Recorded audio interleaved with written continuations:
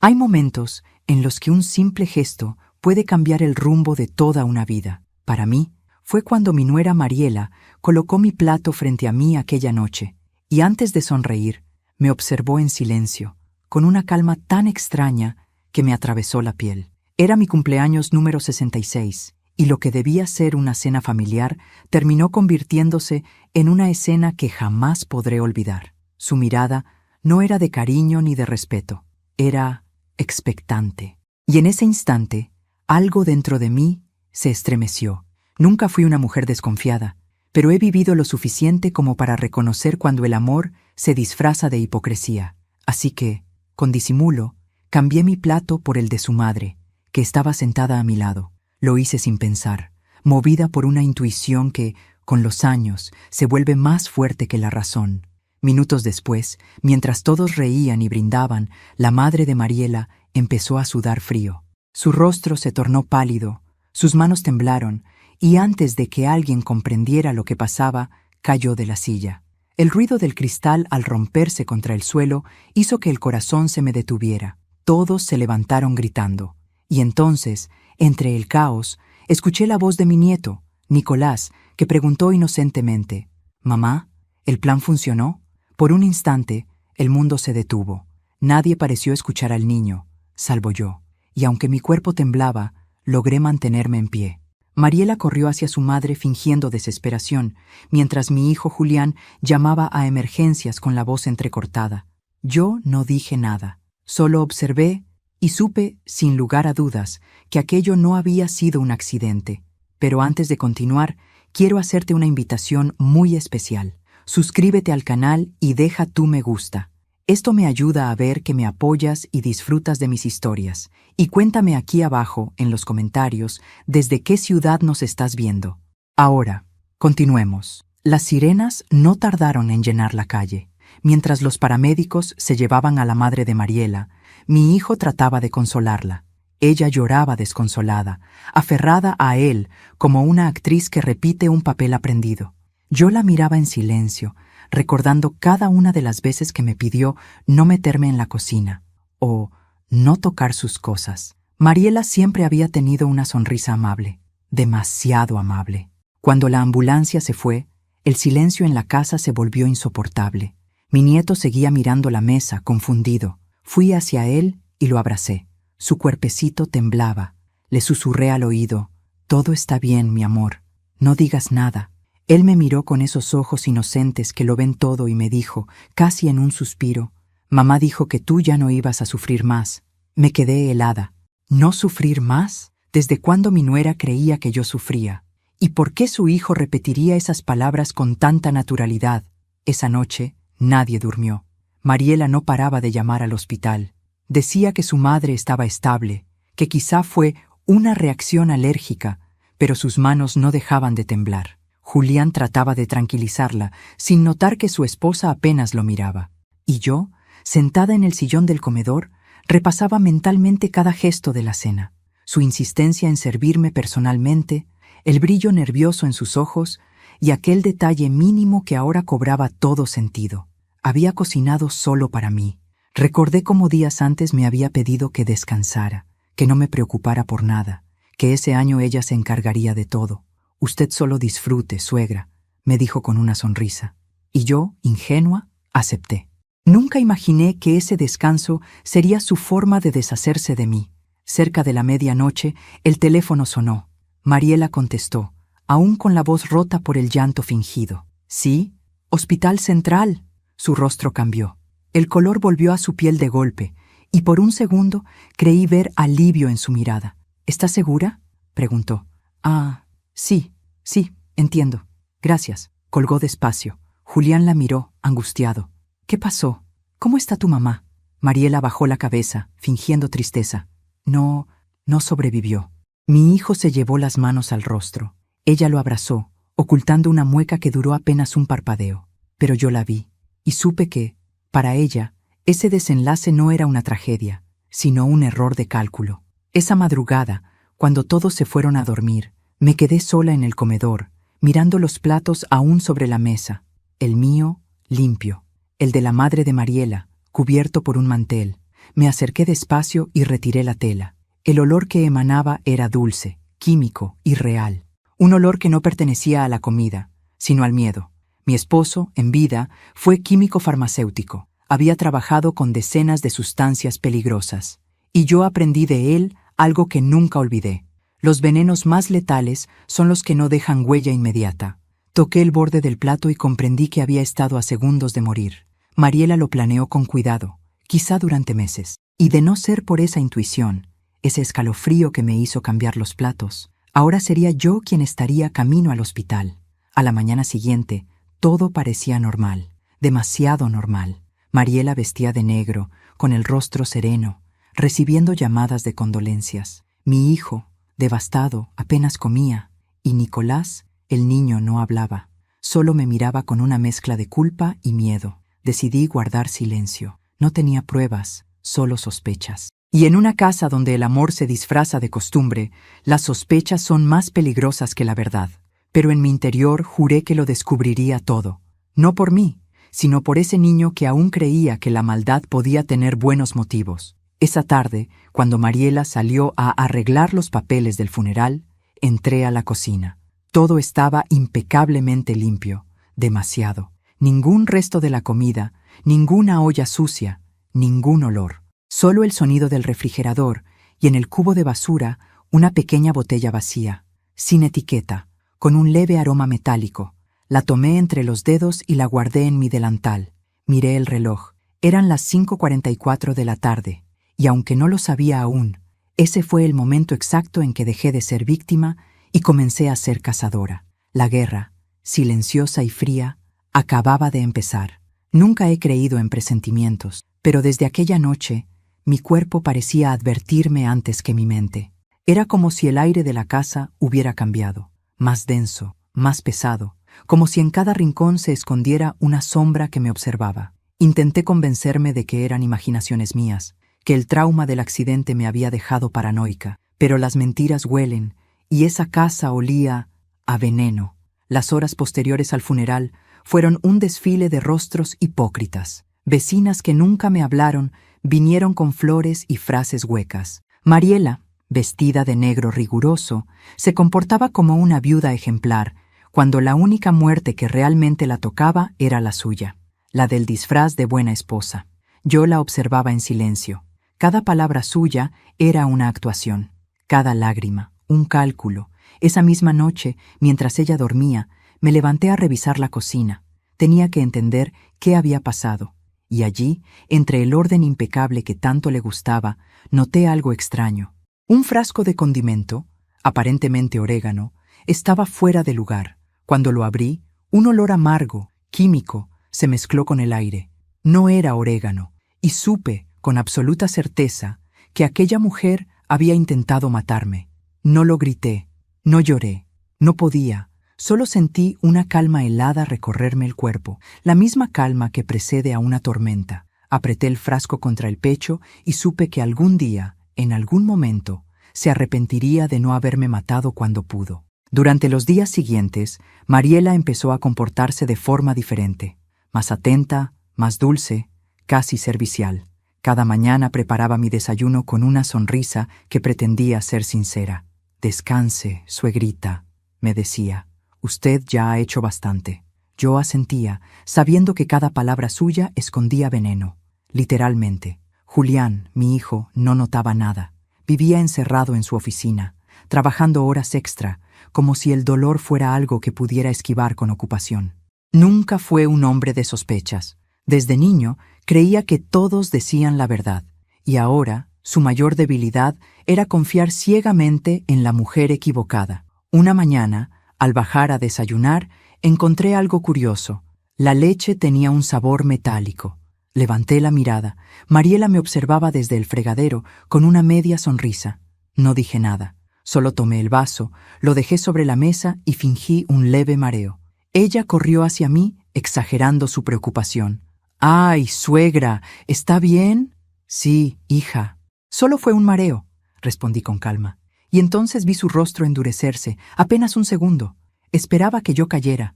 Aquel día decidí revisar los cajones de la cocina mientras ella salía a hacer compras. No buscaba nada concreto, pero las cosas hablan cuando uno aprende a escucharlas. Y los objetos de Mariela hablaban de una mujer doble, la perfecta ama de casa por fuera y la estratega silenciosa por dentro. Encontré un pequeño cuaderno con recetas escritas a mano. La mayoría eran postres, pero una de las páginas tenía algo distinto. Una lista de ingredientes tachados y al final, un nombre: cianamida cálcica. Reconocí el término por mi esposo. Era una sustancia tóxica, utilizada en pequeñas dosis como pesticida. Incolora, indetectable. Cerré el cuaderno con las manos temblorosas. Si lo confrontaba, lo negaría. Si lo decía a mi hijo, me llamaría loca. Así que guardé el silencio como un arma y empecé a observar. Una tarde, Nicolás se sentó a mi lado en el jardín. Tenía una libreta de dibujos y un gesto serio, impropio para un niño de 10 años. «Abuela», me dijo en voz baja, «¿por qué mamá te mira así?» «¿Así cómo?» «Como cuando yo rompo algo y no quiero que papá lo sepa». Mi corazón se apretó. Le acaricié el cabello. «No te preocupes, mi amor. A veces los adultos se enojan sin razón». Él bajó la cabeza y siguió dibujando. Cuando terminó, me mostró su dibujo. La mesa del comedor, con 4 personas sentadas y una figura caída al suelo. Sobre la mesa, unos platos de colores distintos, y en un rincón, una palabra escrita con letras grandes: plan. No supe qué decir. Lo abracé con fuerza y le prometí que nada malo nos pasaría. Pero por dentro sentí un escalofrío tan profundo como si el propio destino me hubiera susurrado al oído. Esa noche, Mariela volvió tarde del hospital. Su madre seguía en coma. Yo fingí estar dormida en el sillón cuando entró. La escuché suspirar, dejar las llaves sobre la mesa y llamar a alguien por teléfono. «No», dijo con voz baja. «Aún no». «Sí, ya sé que falló, pero no es tan fácil». «No, él no sospecha nada». Silencio, un suspiro. «Está bien, haré otra cena. Nadie repetirá el error». Sentí la sangre helárseme. Otra cena, otro intento. La madre aún viva era solo un obstáculo que el destino se había encargado de apartar. Ahora el camino hacia mí estaba despejado. Me quedé quieta hasta que la escuché subir las escaleras. Cuando el silencio volvió, me levanté y me miré en el espejo del pasillo. Vi mis arrugas, mi rostro cansado, pero también vi algo nuevo, una mirada que ya no temblaba. La mirada de una mujer que sabía que el amor podía ser veneno y que el veneno podía volverse justicia. Durante los días siguientes, actué.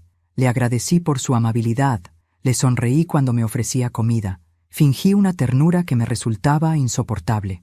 Cada palabra mía era una trampa, cada gesto una mentira calculada. Y mientras ella se confiaba, yo preparaba mi propio juego. Visité a mi antigua vecina, doña Berta, farmacéutica jubilada, y le pedí un favor: analizar un pequeño resto de líquido que había recogido del borde del plato aquella noche. Ella, sin hacer preguntas, aceptó. 3 días después me llamó. Su voz sonaba tensa. «Ángela, eso no era vino ni aceite», dijo. «Era una mezcla tóxica, muy peligrosa». «¿Qué tipo?», pregunté. «Uno que puede causar un paro respiratorio en minutos». Colgué sin despedirme. Me senté en silencio, mirando las manos que sostenían el teléfono. Esas mismas manos que mi nuera había besado fingiendo cariño. Me temblaron, pero no de miedo. Era furia contenida. Esa noche, cuando Mariela entró a mi habitación para desearme las buenas noches, la miré directamente a los ojos. Sonreía, siempre sonreía, pero por primera vez, su sonrisa no me engañó. Detrás de ella, vi el reflejo del miedo. Tal vez intuía que algo había cambiado. Tal vez presentía que el rol de víctima ya no me pertenecía. Porque en ese momento, bajo esa luz tenue, supe algo que me devolvió el aliento. Yo no iba a morir en manos de nadie, y si el destino quería jugar conmigo, esta vez sería yo quien barajaría las cartas. La próxima cena no sería la suya, sería la mía. Dicen que el silencio puede ser el arma más poderosa de una mujer. Yo nunca lo entendí, hasta entonces. En esa casa, cada palabra era una trampa y cada gesto podía delatarme. Así que aprendí a callar, a escuchar, a fingir, y mientras todos dormían, yo tejía en mi mente el plan que pondría fin a la farsa. Mariela, mi nuera, había vuelto a ser la misma de antes, amable, servicial, encantadora. El tipo de mujer que todos elogian por su elegancia y paciencia, pero sus ojos la traicionaban. En ellos ya no había indiferencia. sino cautela. Sabía que yo sospechaba. Y yo sabía que ella lo sabía. Era una danza silenciosa entre dos mujeres que ya no se soportaban y que no podían dejar de observarse. Una mañana, mientras servía el desayuno, noté algo extraño en su manera de hablar. Demasiado dulce, demasiado ensayada. Anoche soñé con su esposo, suegrita, dijo revolviendo el café. Soñé que le decía que usted estaba cansada, que ya era hora de descansar. Qué curioso, respondí, sin levantar la vista. Yo también soñé con él. Pero en mi sueño me decía que tuviera cuidado con las serpientes que sonríen. Ella se congeló, solo por un segundo, pero bastó para saber que había entendido. Levantó la taza y bebió en silencio. Ninguna de las dos volvió a hablar de sueños. El ambiente en la casa se volvió espeso, casi irrespirable. Mi hijo Julián intentaba mantener la normalidad, ajeno a la guerra fría que se libraba bajo su propio techo. Yo lo observaba con ternura y dolor. No tenía culpa, pero era ciego. Y su ceguera lo convertía en cómplice. Nicolás, en cambio, veía demasiado. Era un niño, pero su mirada cargaba un peso que ningún pequeño debería soportar. Una tarde, mientras dibujaba en el suelo, me susurró: «Abuela, mamá habla sola en la cocina». «¿Qué dice, mi amor?» «No sé.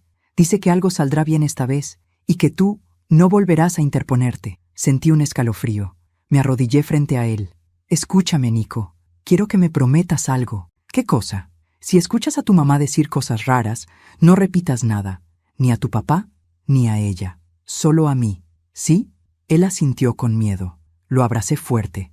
Era tan pequeño, y sin embargo, el destino lo había puesto en medio de una guerra que no entendía. Esa noche, mientras todos dormían, entré al cuarto de Mariela. Sabía que no debía hacerlo, pero el instinto puede más que la prudencia. Abrí su tocador y busqué entre los cajones. Perfumes, joyas, fotografías, y debajo de una caja de cosméticos encontré una receta médica. El nombre del medicamento me resultó familiar: diazepam. En dosis altas podía provocar desmayos o incluso la muerte si se mezclaba con alcohol. Al reverso de la receta había una nota escrita con letra apurada: «Doble la dosis. Asegúrese de que no note el sabor». Me quedé inmóvil. La caligrafía era de un hombre. ¿De quién?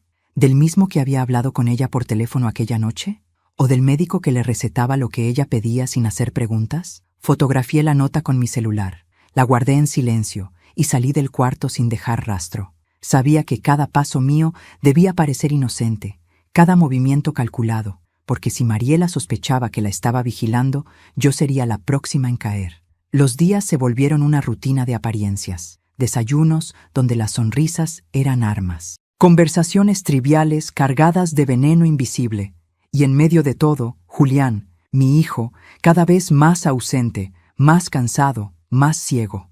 Un día, mientras recogía la ropa del tendedero, vi algo moverse entre las flores del jardín. Era Mariela, hablando por teléfono, con voz baja. Me escondí tras el rosal. Sus palabras eran como cuchillos. «Sí, ya sé que falló, pero tengo el dinero casi listo». «No, él no sospecha. Está destrozado por lo de mamá». «Sí, la vieja sigue viva, pero no por mucho». El corazón me golpeaba el pecho. La escuché reír suavemente, con una frialdad que me heló la sangre. Entonces, un ruido me delató. Una maceta cayó a mis pies. Mariela se giró de golpe. Nuestros ojos se encontraron. Su expresión fue breve, pero la entendí. Sabía que la había escuchado. Esa noche me costó dormir.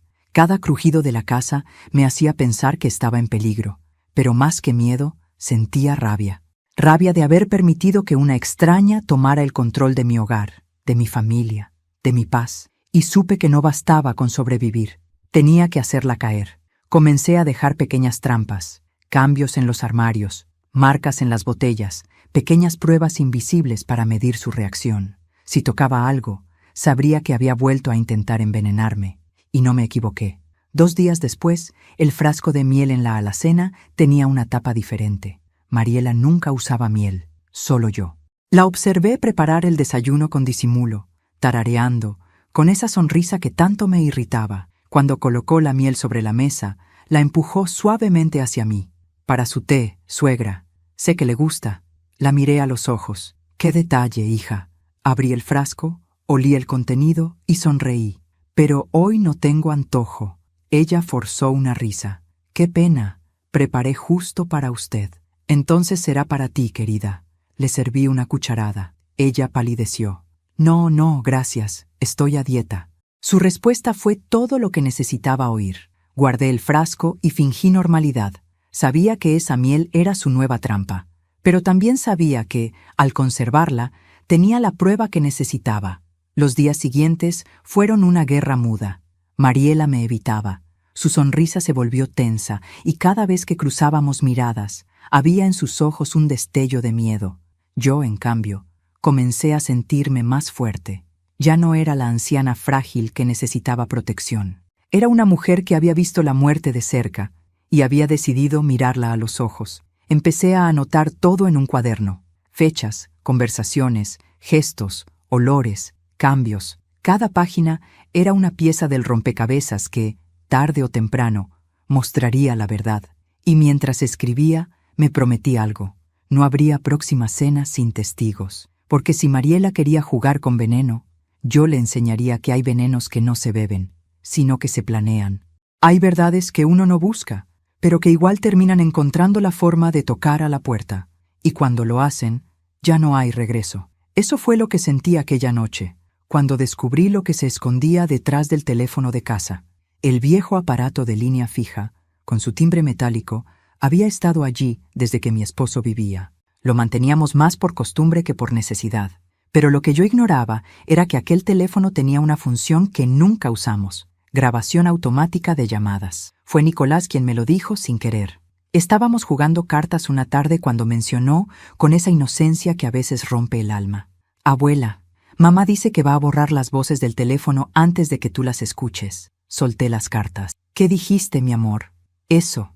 Dijo que el teléfono guarda todo lo que hablamos y que tú no deberías oír cosas tristes». Su madre, borrando grabaciones. Sentí un nudo en el estómago. Esa mujer no solo mentía, controlaba cada rincón de mi casa.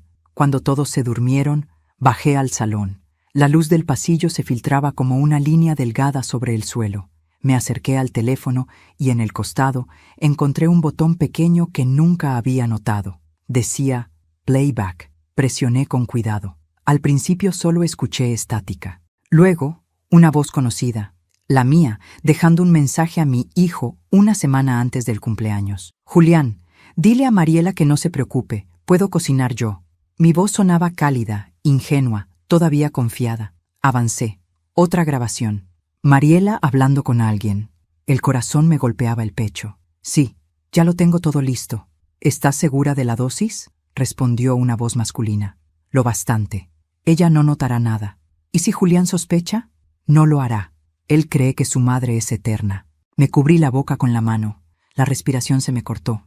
No podía creer lo que oía, pero seguí escuchando. La voz del hombre insistía: «No me gusta esto, Mariela. No era parte del trato. Entonces olvida el dinero.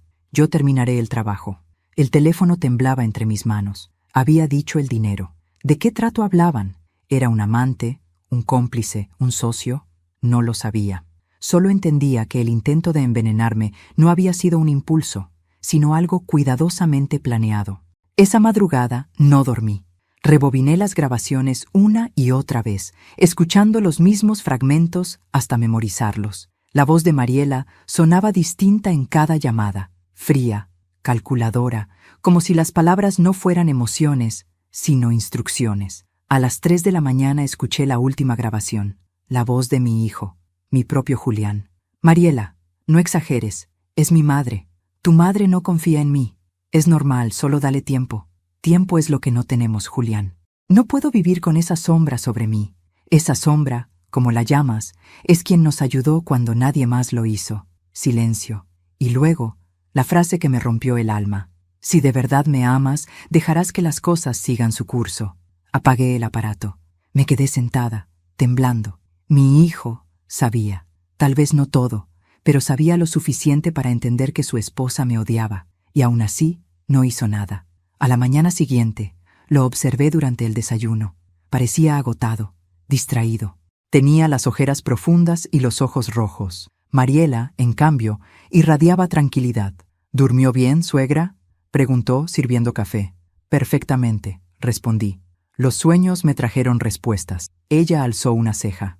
¿Respuestas? Sí. A veces el pasado habla, si uno sabe escucharlo. Su sonrisa se tensó, apenas perceptible. Yo bebí un sorbo de café sin apartar la mirada. No tenía miedo. Ella sí.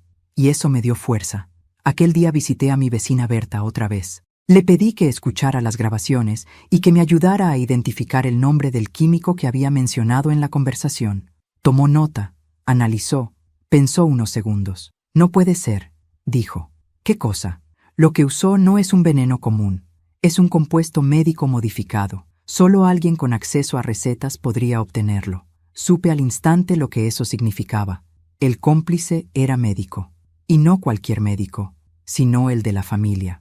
El doctor Salcedo, amigo de mi hijo desde la universidad, era quien firmaba las recetas de Mariela por ansiedad. Un hombre al que yo siempre saludaba con respeto, sin imaginar que su tinta en un papel podía matar. Esa tarde decidí enfrentarlo. Fui a su consultorio sin avisar. La recepcionista me dejó pasar. Cuando me vio, su rostro palideció. Señora Ángela, qué sorpresa. No vine a sorprenderlo, doctor. Vine a preguntarle algo. Le conté que había encontrado una receta con su firma. No lo acusé, solo lo observé. Su respiración cambió. No sé de qué me habla. Oh, yo creo que sí, respondí con calma. La receta de cianamida cálcica, con otro nombre. El color le desapareció del rostro. Intentó sonreír. Debe haber un error. El único error fue pensar que no lo descubriría. Salí sin decir más. No necesitaba confesiones. Su reacción lo había delatado. Sabía que Mariela lo tenía enredado, ya fuera por dinero o por algo más oscuro. Esa noche, mientras me preparaba para dormir, escuché un ruido en el pasillo. Eran pasos, lentos, calculados. Tomé mi bata y abrí la puerta. Nadie. Solo el teléfono, otra vez, con su luz parpadeando. Una nueva grabación. La reproduje. Silencio. Luego, una respiración. Y finalmente, una voz baja. Apenas un susurro. ¿Creíste que podías jugar conmigo, vieja? Solté el aparato. El sonido se cortó. Corrí hacia la ventana. Nadie afuera. El corazón me latía tan fuerte que sentí que me dolía el pecho. La voz era de Mariela, sin duda. Sabía que la había descubierto, y comprendí que mi silencio ya no me protegía. Ella no solo sospechaba, ella planeaba su próximo movimiento. Esa noche no pegué los ojos. Me quedé despierta, mirando el reflejo del jardín bajo la luna. Pensé en mi hijo, en mi nieto, en la vida que había construido con tanto esfuerzo, y supe que el amor, cuando se mezcla con el miedo, puede convertirse en un campo de batalla.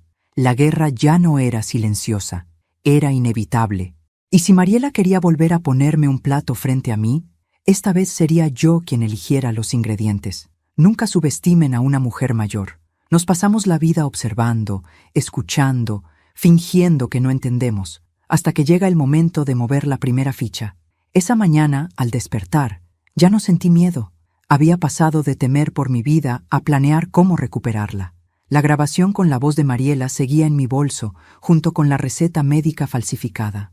2 piezas pequeñas, pero suficientes para derrumbar su castillo de mentiras. Mariela bajó a desayunar con el cabello perfectamente recogido, fingiendo que todo era normal. ¿Durmió bien, suegra?, preguntó con esa sonrisa que ya me provocaba náuseas. Mejor que nunca, hija, respondí. Soñé que la justicia existe.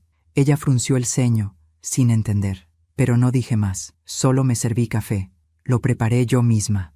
Ya no volvería a dejar que sus manos tocaran mi comida. Esa tarde comencé mi plan. No iba a denunciarla todavía. La policía necesita pruebas, y las pruebas solas no bastan si el culpable sabe fingir.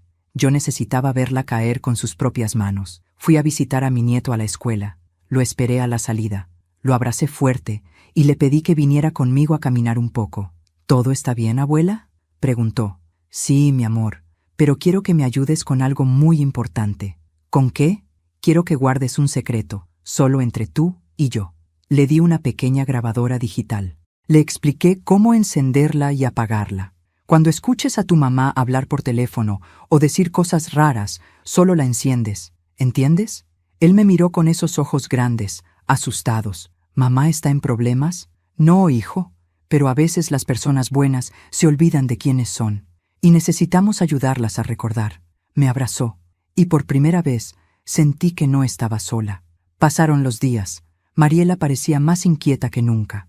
Recibía llamadas secretas, salía sin avisar, y cada vez que regresaba tenía el rostro más tenso. Yo fingía calma, pero por dentro contaba los minutos. Una tarde, mientras limpiaba la sala, encontré algo bajo el sofá, un sobre. Tenía el nombre de Mariela Torres de Domínguez y, dentro, una copia de un seguro de vida, a mi nombre. Y la beneficiaria, claro, era ella. El corazón me dio un vuelco. Todo encajaba: el dinero, la urgencia, los intentos. Mi muerte sería su herencia. Guardé el sobre. No iba a enfrentarlo aún. El juego recién comenzaba. Esa noche preparé yo la cena. Julián, cansado del trabajo, se sentó sin sospechar nada. Mariela fingía ternura, sirviéndole vino y hablándole con dulzura. Yo los observaba en silencio. Cuando levanté mi copa, noté algo que me heló la sangre. Mariela no bebió. Su mano tembló apenas un instante, y eso bastó. No probó el vino, solo me miró, esperando. Y yo, con calma, tomé su copa y bebí de la suya. Su expresión cambió, pálida, tensa, con los labios entreabiertos. «¿Qué pasa, hija?», pregunté con voz serena. «¿No brindas conmigo?» No, es que me duele la cabeza», balbuceó. «Entonces ve a descansar, yo me encargo de todo». Se levantó rápido, casi corriendo. Yo la vi desaparecer por el pasillo, y en ese momento supe que la trampa ya estaba lista. Antes de continuar, dime aquí en los comentarios qué te está pareciendo esta historia hasta ahora y qué harías tú en mi lugar. No te vayas del video, porque lo que viene a continuación te pondrá la piel de gallina.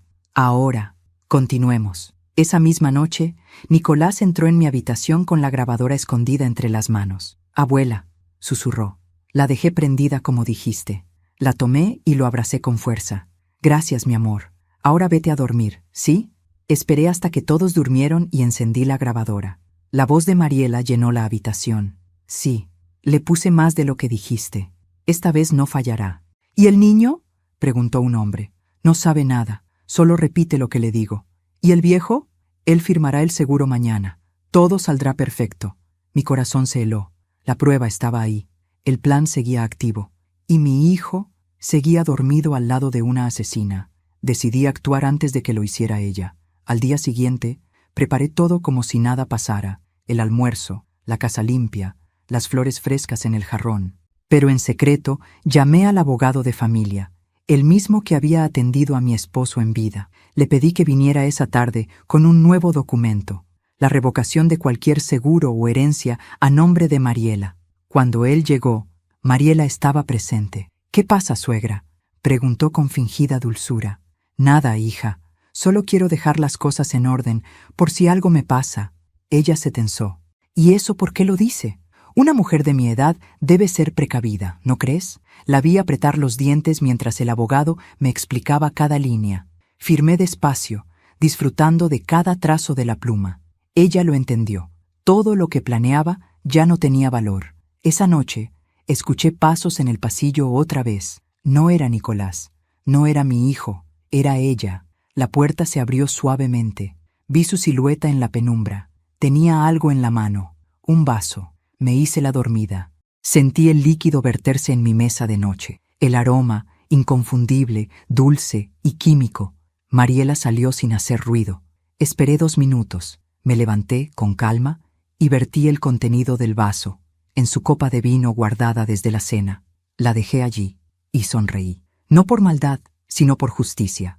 El veneno que ella había preparado para mí ahora tenía su nombre escrito. No dormí. Me quedé en la oscuridad, escuchando el tic-tac del reloj y el eco de mis pensamientos. Sabía que al amanecer algo iba a cambiar. No sabía cómo, pero sentía que el ciclo estaba por cerrarse. Y cuando el primer rayo de sol entró por la ventana, escuché un grito. «¡Mariela!». Era la voz de mi hijo. «Mariela, despierta». Corrí hacia su habitación.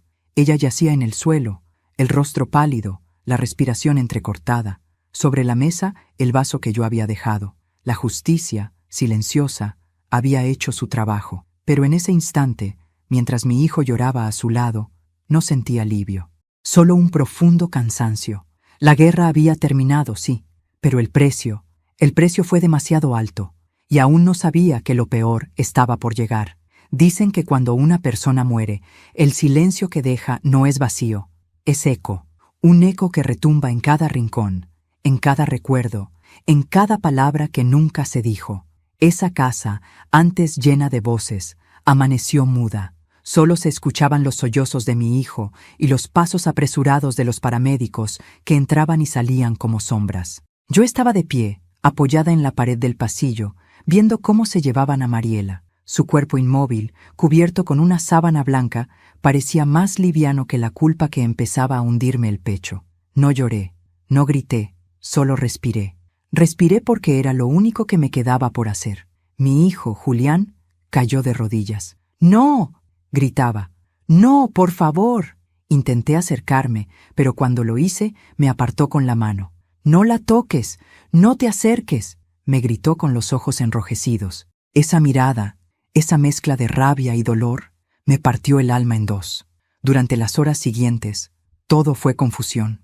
La policía llegó, hizo preguntas, revisó la habitación, tomó muestras. Yo respondí con calma a cada palabra, sabiendo que cualquier gesto podía ser interpretado de 1000 formas. La versión oficial fue intoxicación accidental. El informe preliminar decía que la causa fue una sustancia química mezclada con alcohol. Nadie sospechó de mí. No todavía. Pero mi hijo no me miraba igual. Su silencio era un muro. Esa noche, la casa se llenó de murmullos. Vecinos, familiares, curiosos. Todos murmuraban frases como «qué tragedia» o «tan joven, tan buena mujer». Si solo supieran la verdad. Pero la verdad, a veces, es un lujo que solo se puede pagar con el alma. A los pocos días, el funeral se celebró en la misma iglesia donde años atrás había enterrado a mi esposo. El mismo olor a flores, las mismas oraciones mecánicas, los mismos rostros que fingían compasión. Pero lo que más me dolió fue ver a Nicolás, mi nieto, con su traje negro y sus ojos vacíos. El niño que había sido mi confidente ahora apenas podía mirarme. Me acerqué a él y le tomé la mano. «Mi amor», pero él la retiró con suavidad. «Mamá dijo que si tú ganabas, todos íbamos a perder». Su voz fue un susurro, pero me atravesó como una daga. Quise abrazarlo, explicarle que yo no quería ganar, que solo quería sobrevivir. Pero ¿cómo se explica algo así a un niño? Pasaron las semanas. Julián evitaba hablar conmigo. Salía temprano, regresaba tarde. Yo me quedaba sola, con los ecos de lo ocurrido. Dormía poco. Cada vez que cerraba los ojos, veía la cara de Mariela antes de caer. Esa expresión de sorpresa, de miedo, la ironía de morir por su propio veneno. Y cada noche me hacía la misma pregunta. ¿Hice lo correcto? La justicia no siempre llega de manos limpias. A veces, la verdad pesa más que el crimen. Y yo lo sentía en la piel, como una sombra que no me dejaba en paz. Una tarde, mientras ordenaba los cajones de Mariela, porque mi hijo no quería tocar sus cosas, encontré algo inesperado. Una carta, fechada una semana antes de mi cumpleaños, dirigida a alguien llamado Luis. La abrí con las manos temblorosas. No puedo más con esta mentira. Él sospecha, dice que la vieja lo manipula, que no es justo que la casa siga a su nombre. Pero no me atrevo a hacer nada sin ti. Si algo sale mal, prométeme que cuidarás de Nicolás. Te amo, M. Luis. Ese debía ser el hombre con el que hablaba en las grabaciones, el cómplice. Y si la carta era real, él no solo sabía del plan, también conocía cada paso. De pronto, todo tuvo sentido. Las llamadas, los silencios, los mensajes. Mariela no actuaba sola, y aunque había muerto, su sombra seguía viva. A la semana siguiente, recibí una carta sin remitente. Dentro, una sola hoja, escrita con letra masculina. Usted cree que ganó, pero no sabe lo que comenzó. Ella no fue la única que tenía un plan. El papel me tembló entre las manos. Sentí que el corazón se me detenía. Miré alrededor, paranoica, como si las paredes escucharan. Luis, tenía que ser él, el cómplice, el verdadero enemigo oculto. Guardé la carta en el cajón del escritorio, y esa noche, por primera vez, cerré con llave todas las puertas. Los días se volvieron más tensos. Mi hijo seguía distante, cada vez más ausente, y yo comencé a notar pequeños cambios, objetos fuera de lugar, llamadas que se cortaban cuando contestaba, pasos en el pasillo por las noches. Sabía lo que era esa sensación. Alguien me vigilaba. Intenté contárselo a Julián, pero su respuesta fue cortante. Mamá, basta, no empieces otra vez. ¿Otra vez? Mariela no era perfecta, pero no merecía esto. ¿Tú crees que no sé lo que intentó hacerme? ¡Ya basta!, gritó golpeando la mesa. Está muerta, mamá, muerta, y tú sigues hablando de ella como si te debiera algo. Me quedé en silencio. Por primera vez entendí que lo había perdido. Mi hijo no solo había enterrado a su esposa, también había enterrado la confianza que tenía en mí. Esa noche, Nicolás vino a mi habitación con una linterna. Sus ojos estaban llenos de lágrimas. Abuela, tengo miedo. ¿Por qué, mi amor? Hay un hombre afuera. Lo vi desde mi ventana. Me levanté enseguida. Nos asomamos juntos. ¿Y sí? Entre los árboles del jardín, una silueta se movía lentamente, como un reflejo. El miedo volvió a mí como una vieja conocida. Le pedí a Nicolás que no se moviera y bajé con el corazón latiendo con fuerza. Abrí la puerta de golpe. Nada, solo el viento. Pero sobre el suelo, junto a la verja, había una pequeña caja negra. La recogí. Dentro, una grabadora. La encendí. Esto no ha terminado, señora Domínguez. Usted quitó a una pieza, pero yo moveré las demás. Mi respiración se cortó. El eco de la voz masculina llenó la noche, y supe que Luis no estaba lejos, que lo que comenzó con una cena apenas estaba empezando. Esa madrugada me senté en el borde de la cama, sosteniendo la grabadora entre las manos. El precio de la verdad, pensé, no siempre es la paz. A veces es solo el comienzo de una nueva guerra. Y si esa guerra era contra mí, entonces el enemigo todavía no conocía lo que una abuela herida es capaz de hacer. El miedo tiene un olor. No es solo sudor o angustia, es un aroma metálico, casi dulce, que se impregna en la piel cuando sabes que algo o alguien te está observando. Desde aquella noche, ese olor llenaba mi casa. No lo veía, pero lo sentía. Luis estaba allí, en algún lugar, observando, esperando. Había pasado una semana desde que encontré la grabadora frente a la puerta, y los días transcurrían entre una calma falsa y un presentimiento que no me dejaba respirar. A veces escuchaba ruidos en el jardín. Otras, creía ver una sombra reflejada en los cristales. Mi hijo insistía en que eran paranoias, pero Nicolás también lo sentía. Abuela, el hombre del jardín volvió, me susurró una tarde. ¿Lo viste? Sí, pero esta vez me miró. Lo abracé con fuerza. Su pequeño cuerpo temblaba, y fue entonces cuando lo decidí. No volvería a esperar. Si Luis quería jugar conmigo, yo misma lo encontraría. Comencé por el principio, la carta que había encontrado entre las cosas de Mariela. Luis, decía, solo un nombre, sin apellidos, pero había algo más. El sobre tenía el membrete de una antigua empresa de laboratorios, Biofarm, investigaciones médicas. Recordé ese nombre.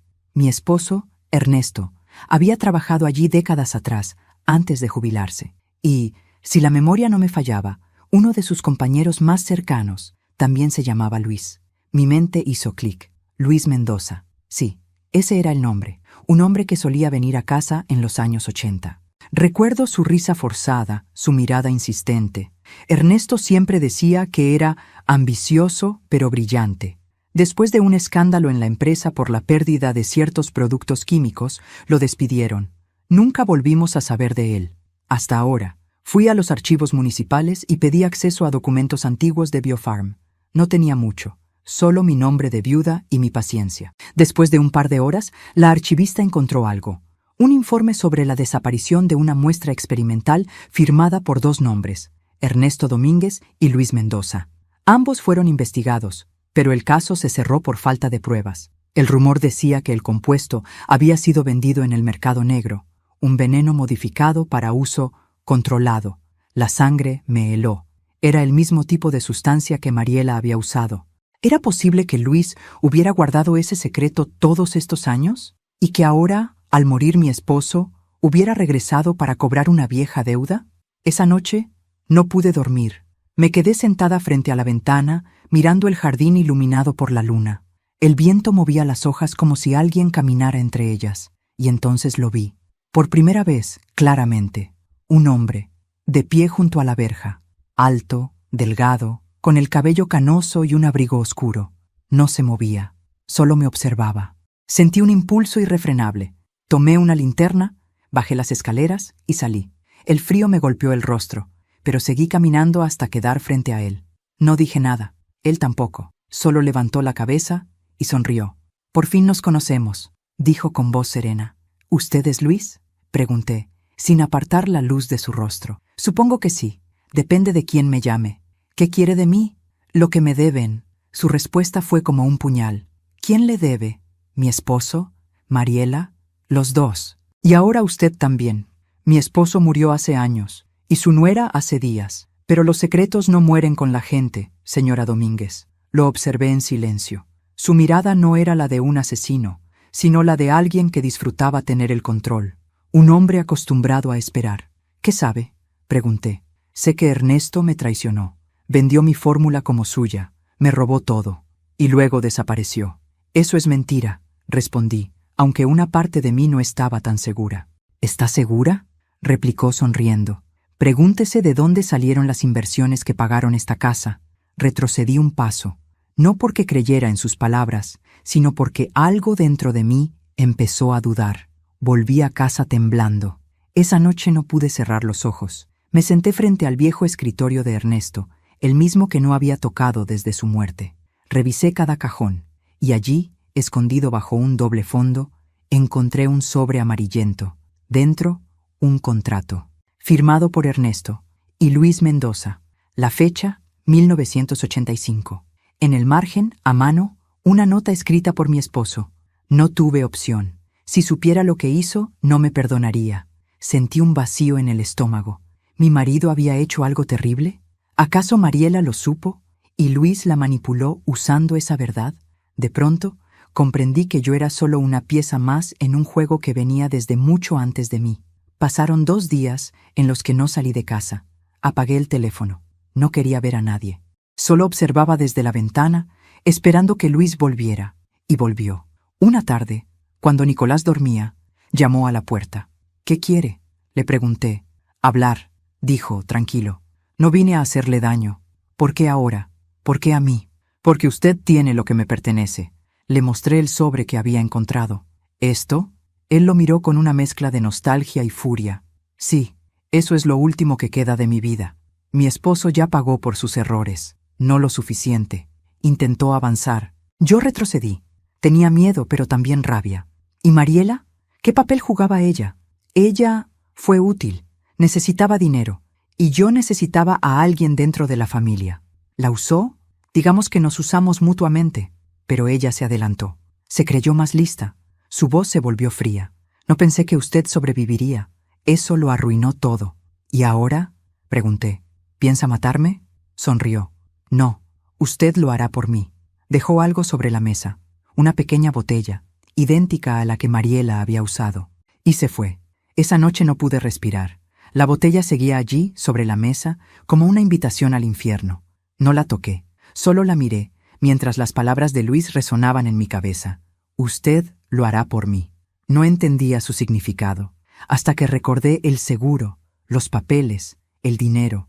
Luis no quería matarme, quería que yo firmara, que transfiriera todo lo que quedaba del legado de Ernesto. Su venganza no era la sangre, era el poder, pero él cometió un error. Subestimó a la mujer que una vez logró sobrevivir a su nuera, porque mientras él creía tener el control, yo ya había grabado cada palabra de nuestra conversación. La botella, su amenaza, su confesión, todo. Y cuando se marchó, llamé a la policía, no como víctima, sino como testigo. Mientras esperaba a que llegaran, me quedé mirando por la ventana. Luis se alejaba lentamente por el jardín, la misma figura oscura, la misma sombra del pasado, y sentí algo que no esperaba sentir, lástima, por él, por mi esposo, por mí. A veces, el veneno no está en un frasco, está en los secretos que decidimos guardar durante toda una vida. Cuando uno vive lo suficiente, aprende que el fin nunca llega de golpe, llega despacio, con pasos suaves, disfrazado de calma. Así llegó esa mañana. El amanecer era gris, la lluvia caía fina sobre los rosales del jardín, y el aire olía a tierra y resignación. Luis había desaparecido la noche anterior, pero dejó más que una amenaza. Dejó la certeza de que todo lo que creí durante años, mi matrimonio, mi familia, mi seguridad, No era más que una fachada construida sobre secretos. El reloj marcaba las 7 cuando golpearon la puerta. 2 policías, con rostros neutros y gestos de rutina. Uno de ellos se presentó. «Buenos días, señora Domínguez. Nos informaron que tiene pruebas relacionadas con el caso Mendoza». Asentí en silencio. Los conduje al salón y les mostré la grabadora, la carta de Mariela, las recetas médicas, las grabaciones del teléfono. Todo. Mientras revisaban las pruebas, sus miradas se tornaban cada vez más serias. Uno de ellos me dijo: «¿Esto es suficiente para reabrir el caso de la muerte de su nuera?» «¿Y de Luis Mendoza?», pregunté. «Si lo encontramos, también». No respondí. Sabía que no lo encontrarían. Los hombres como él no dejan rastros, solo cicatrices. Pasaron las horas. Me tomaron declaración, grabaron mis palabras, firmé documentos. Cuando terminaron, me dejaron sola. El silencio de la casa me resultó ensordecedor. Fui hasta la ventana.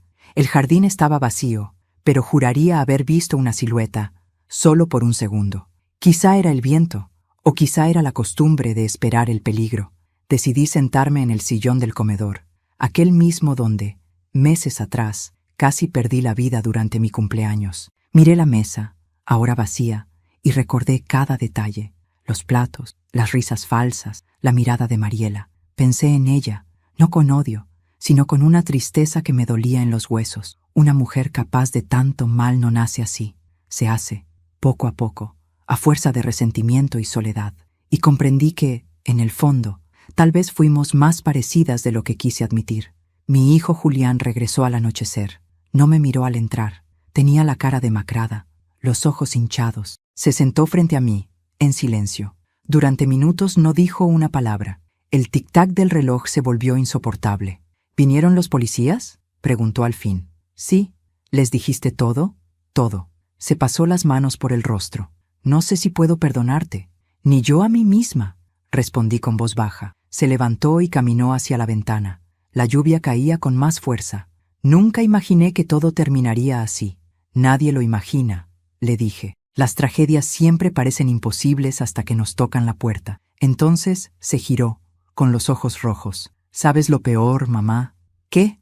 «Mariela me dijo una vez que te tenía envidia». «¿Envidia? ¿De qué?». «De tu poder sobre mí.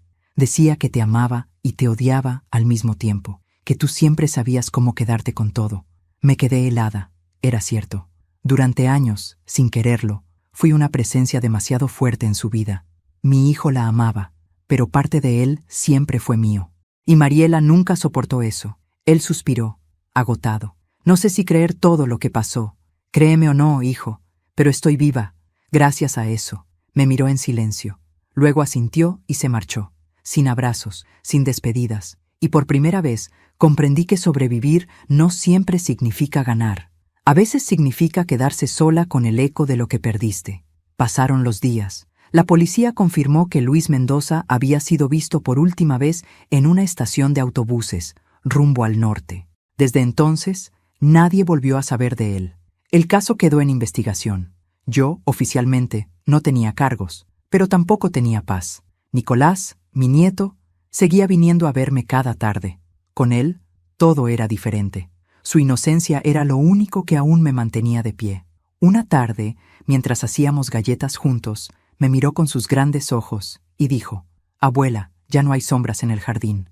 «¿De verdad?», le pregunté. «Sí, creo que ya se fueron». Sonreí. «Entonces, hijo, podemos encender las luces otra vez». Y lo hicimos. Por primera vez en meses, la casa volvió a brillar.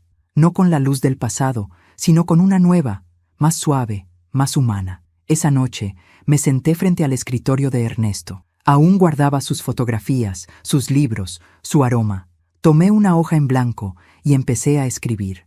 Una carta para mi hijo, otra para mi nieto, y una última, sin destinatario.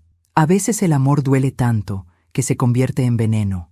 No porque queramos hacer daño, sino porque no sabemos otra forma de defendernos. Si estás leyendo esto, significa que el ciclo ha terminado. No busques justicia donde ya no queda verdad. Yo hice lo que creí necesario, y aunque el precio fue alto, no cambiaría ni un solo paso, porque hoy puedo mirar mi reflejo sin bajar la mirada. Doblé la carta y la guardé junto al sobre de Ernesto, el de 1985. Esa noche dormí por primera vez sin miedo, pero la paz, como el silencio, nunca dura demasiado. A la mañana siguiente, el teléfono sonó, el mismo teléfono viejo, el que lo había grabado todo. Miré el reloj, las 6 en punto. Por un segundo, pensé en no contestar, pero algo en mi interior me obligó a hacerlo. «¿Hola?», dije con voz temblorosa. Silencio. Luego, una respiración y una voz, suave, masculina. «Te dije que esto no había terminado, Ángela». El corazón me dio un vuelco. «¿Luis?». «No, querida», respondió la voz. «Soy Ernesto». Sentí que el teléfono se me resbalaba de las manos. No podía ser. Mi esposo había muerto hacía años, pero la voz era la suya. Exacta, idéntica. «¿Qué clase de broma es esta?», logré decir. La voz rió suavemente. «No es broma. Solo quería despedirme. Ya puedes descansar. Luis no volverá. Todo ha terminado». La línea se cortó. El sonido seco del silencio llenó mis oídos. Me quedé allí, sin poder moverme. El corazón me latía tan fuerte que apenas podía respirar. Corrí al teléfono. Presioné playback. La grabación automática se encendió. Pero no había nada, ninguna llamada registrada, ninguna voz, solo estática. Me llevé la mano al pecho. Una parte de mí sabía que era imposible. La otra no quería explicaciones. Quizá fue un error técnico. O tal vez, solo tal vez, los muertos también saben cuándo decir adiós. Esa tarde salí al jardín. El cielo estaba despejado, el aire tibio. Las flores de los rosales comenzaban a abrirse de nuevo. Me senté en el banco de piedra y cerré los ojos. Por primera vez en mucho tiempo no sentí miedo, ni rabia, ni culpa, solo una profunda sensación de alivio. Miré hacia el horizonte y susurré: «Ya puedes descansar, Ernesto. Yo también lo haré». El viento sopló, leve, como una caricia en el rostro, y juraría que por un instante sentí su mano sobre la mía. Luego, el mundo siguió girando. Los pájaros cantaron. Nicolás rió dentro de la casa, y el teléfono permaneció mudo, porque, al fin, la historia había terminado. No con justicia, no con venganza, sino con verdad, y a veces, la verdad, aunque duela, es lo único que puede devolverle a un corazón su descanso. Si has llegado hasta aquí, te doy las gracias. Gracias por acompañarme en esta historia, por escuchar cada palabra, por compartir este viaje conmigo. Y antes de despedirme, quiero hacerte una invitación muy especial. Suscríbete al canal y deja tu me gusta, si esta historia te conmovió.